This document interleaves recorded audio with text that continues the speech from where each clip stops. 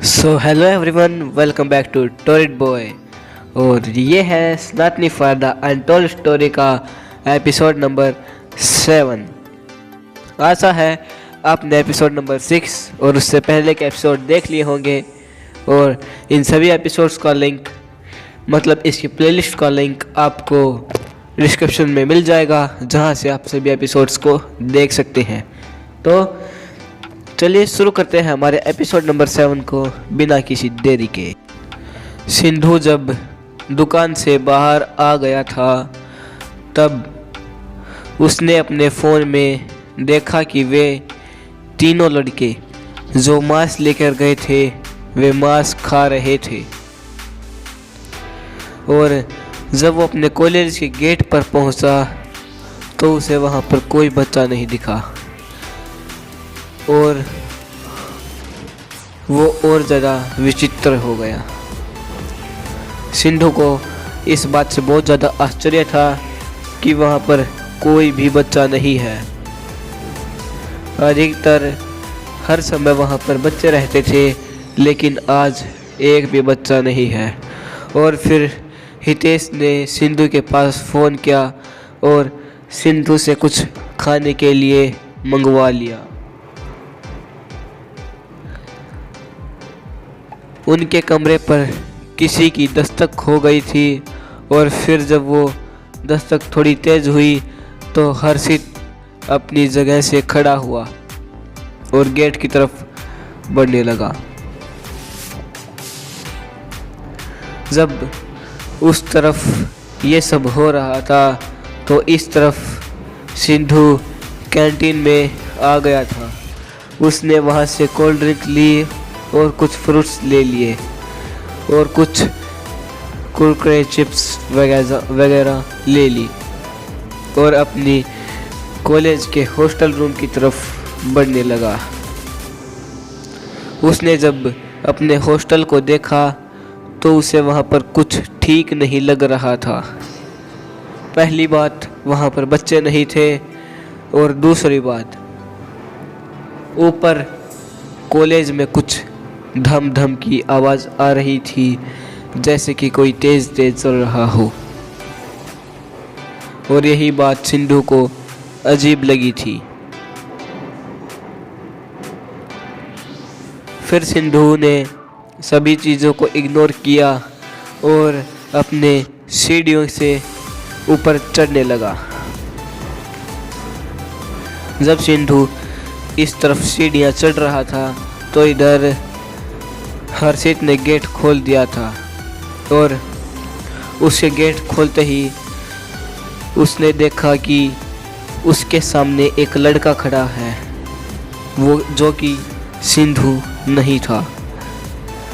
और वो लड़का लगभग 20 साल के करीब का था और थोड़ी कम हाइट का था। वो लड़का और कोई नहीं, उन चारों मतलब रूम नंबर 105 के साइड में रहने वाला उनका एक दोस्त था।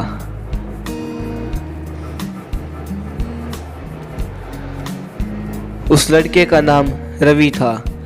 वो बहुत ज़्यादा घबराया हुआ था और उसने माथे के ऊपर बहुत ज़्यादा पसीना आया हुआ था जो वो साफ कर रहा था। उसको तो सांस भी बहुत मुश्किल से आ रहा था, पता नहीं क्या कारण था। तभी के तभी हर्षित ने कहा, अरे क्या हो गया, तुम इतने घबराए हुए क्यों लग रहे हो और इतना पसीना और इतने सांस क्यों चढ़े हुए हैं।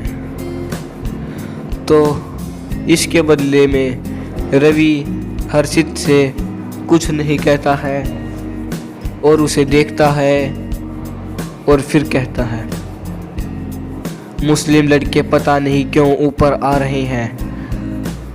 और इसी बात पर हर्षित भी घबरा गया। पर ये बात सुनते ही आकाश और हितेश तो घबराए हुए भागे भागे रवि के पास आ गए और तभी वहाँ पर आवाज़ आई, पर वो ऊपर क्यों आ रहे हैं? ये आवाज़ आकाश की थी। वो सबसे ज़्यादा घबराया हुआ लग रहा था और उसे तो अभी ही रोंगटे खड़े हो गए थे और पसीने आने लगे थे। ये तो पता नहीं क्यों आ रहे हैं, पर अपने कमरे में, और ये कहते ही वो लड़का अपने कमरे में चला गया और कुंडी बंद कर दी। फिर भी वे तीनों गेट पर ही खड़े थे और हर्षित ने उन दोनों को धक्का मारकर अंदर कर दिया। अरे अरे, जेल के अंदर नहीं भाई, कमरे के अंदर। और फिर वो तीनों अंदर आ गए और हर्षित ने गेट के कुंडी लगा दी। वे तीनों अपने कमरे में लगे बेड पर जाके बैठ गए और फिर वे तीनों आपस में बात करने लगे कि मुस्लिम लड़के ऊपर क्यों आ रहे हैं। दरअसल वे लड़के, मतलब जो मुस्लिम लड़के थे, वे जब भी ऊपर आते थे तब वे वहाँ पर तोड़ फोड़ करते थे और कभी कभी तो लड़कों को मारने भी लग जाते थे। और ये कांड इसलिए था क्योंकि मुस्लिम लड़कों की संख्या ज़्यादा थी और वो हिंदू लड़कों को डराकर वहाँ से भगा देते थे और उन्हें मजबूरन कॉलेज छोड़ना पड़ता था। पर जब वे आपस में बात कर रहे थे तभी के तभी उनके दरवाजे की कुंडी बज गई और वे तीनों घबरा गए।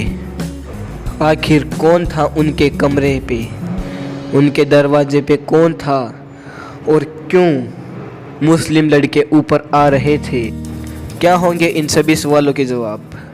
इन सभी सवालों के जवाब को जानने के लिए सुनते रहिए सनातनी for the untold story only on torrid boy.